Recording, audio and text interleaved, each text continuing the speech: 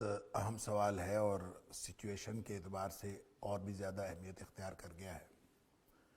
سوال انہوں نے فرمایا پروفیسر صاحب نے کہ بے مقصد سفر جو ہے جس کو ہم سیاحت کے نام سے کرتے ہیں اس کی کتاب و سنت میں کیا اہمیت ہے۔ دیکھیں بات یہ ہے کہ سیاحت کا اور سیر جس کو ہم کہتے ہیں سیر و سیاحت کا تصور تو بہرحال دین میں ہے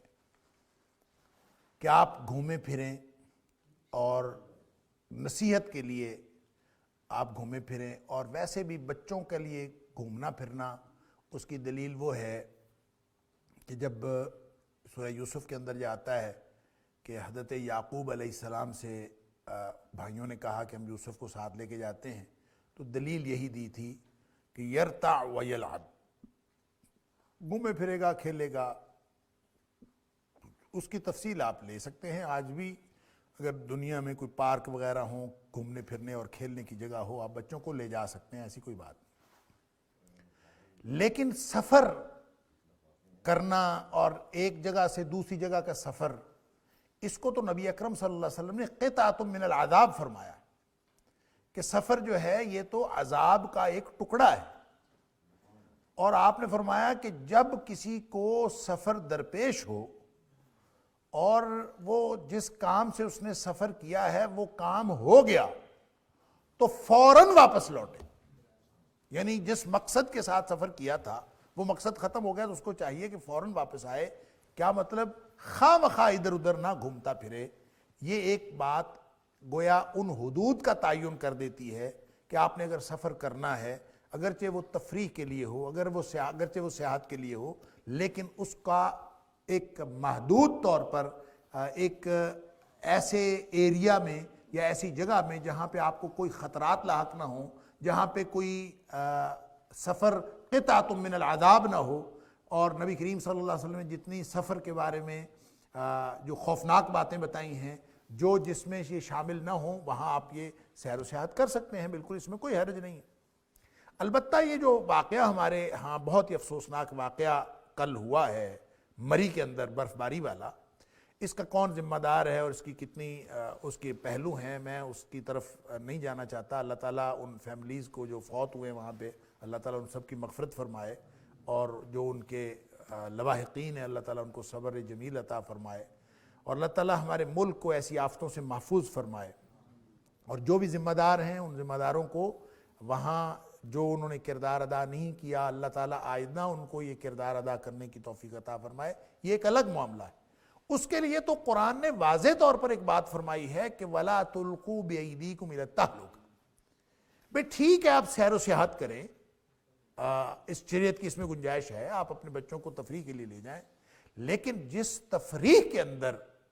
ہلاکت کا امکان ہو وہ تفریح نہیں ہوتی۔ آپ 1% بھی جہاں نقصان کا خطرہ ہو تو وہ تفریح نہیں ہوتی، نقصان ہے، وہ تو ایڈونچر ہے۔ جب آپ ایڈونچر کرتے ہیں تو اس میں جان جانے کا بھی خطرہ ہوتا ہے۔ لوگ یہ جو کوہ پیمائی کرتے ہیں بڑی مطلب ایک جان جوکھوں میں ڈال دینے والا کام ہے، لیکن اس میں وہ جہاں تک آپ ایک کوہ پیمائی کریں، جہاں تک ایک عام سادہ پہاڑ ہے آپ پہاڑ پر چڑھیں، بڑی زبردست شاندار یہ طاقت کا مظاہرہ کرنے والی اور قوت کا مظاہرہ کرنے والی ایک ایکٹیویٹی ہے، کریں۔ لیکن جہاں یہ معلوم ہے کہ اس چوٹی پہ آپ جائیں گے تو آپ کی موت واقع ہو سکتی ہے، تو اس کے لیے قرآن کا واضح حکم ہے وَلَا تُلْقُوا بِأَيْدِيكُمْ إِلَى التَّهْلُكَةِ، اپنے آپ کو ہلاکت میں نہ ڈالیں۔ اور ہمیں جب پتہ چلتا ہے کہ معاملہ ہلاکت والا ہے ہم بھاگ کے جاتے ہیں کہ جناب ابھی تو مزہ آئے گا ہلاکت میں۔ جب بھی کوئی ایسی سچویشن ہوتی ہے تو شریعت نے بہت ہی متوازن ہدایات دی ہیں، بہت متوازن شریعت کا تصور ہے۔ اس لیے سیر و سیاحت، یہ اس واقعے کو دیکھ کر یہ کہنا کہ سیر و سیاحت ہی شریعت میں منع ہے اور یہ منع ہونی چاہیے، ایسی کوئی بات نہیں ہے، یا یہ کہنا کہ ان میں کوئی حرج نہیں ہے، تو اپنی عقل سے کام لینا، جو اللہ تعالیٰ نے عقل دی ہے اس عقل سے کام لے کر سارے معاملات کو دیکھ کر جہاں 1% بھی خطرے کا امکان ہو وہاں پہ سیر و سیاحت نہیں ہوتی۔